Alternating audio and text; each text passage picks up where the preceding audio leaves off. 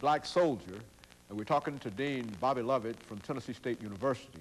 And Dr. Lovett, before we had our second commercial break, we were talking about African Americans and the Constitution. Let's recognize that we've got about 6 minutes between now and the end of the show, and that we want you to try to give our audience as much information as you can possibly give them dealing with the participation of African American soldiers from this point on, from the end of the Constitution on up. Right. And let's try to cover as much information well, to give you a quick panorama, one author, in fact several authors have said, you will not find any group of Americans more loyal to the country than African Americans, despite you know, the oppressive conditions that they have had to endure in American history. And if you look at all of the wars, the next one is the War of 1812, the Civil War, the Spanish-American War, World War I, World War II, Korea, Vietnam War. African-American soldiers have had key roles in those particular wars, American wars, and have always fought with a great deal of loyalty and for the country, despite whatever conditions they had to endure back home. In the Civil War, for example, 179,000 African Americans participated on the Union side. In Tennessee, for example, 20,133 of that 179,000 were from Tennessee, for example, of United States colored troops, as these particular regiments were called. In World War I, over nearly 500,000 African American soldiers served in the various branches of the United States Armed Forces. In World War II, almost 1 million. And in Vietnam, 23% of the combat troops were African Americans. And unfortunately, almost a quarter of the casualties in Vietnam were African Americans in that particular war. So African Americans, since the Revolutionary and the colonial wars, have always served with a great deal of loyalty.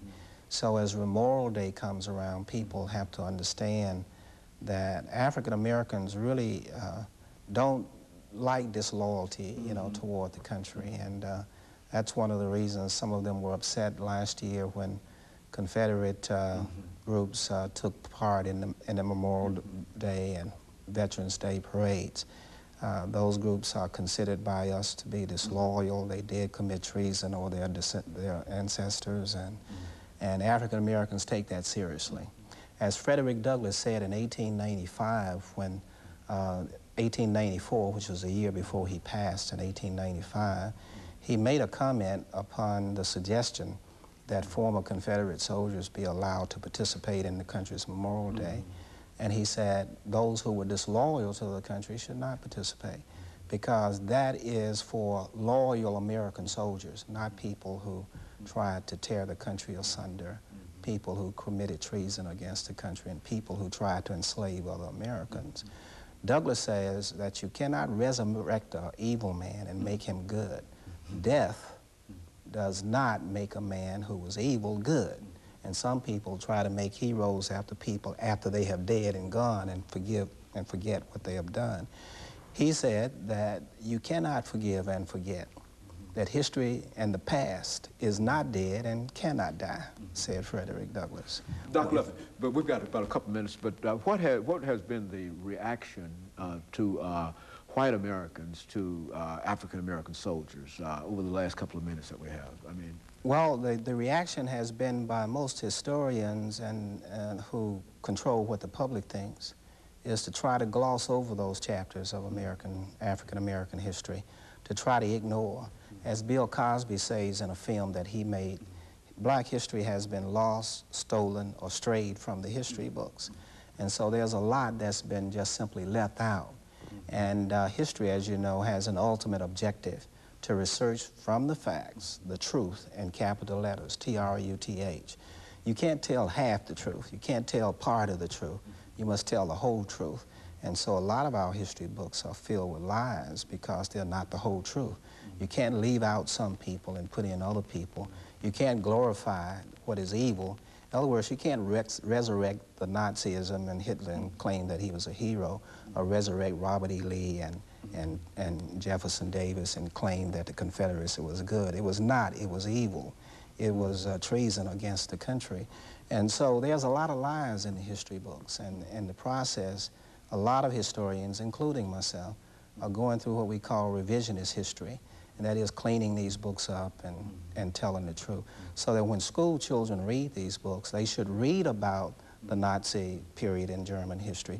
They should read about the Confederate history in American history, but they should know that this is evil and this is good. That's what history is for. It's a lesson to show us what's good, what's bad, and how to avoid repeating the bad things in our history. Dr. Lovett, let me thank you during this last few seconds that we have for giving us the time to talk about the African-American experience, and especially black soldiers during this period.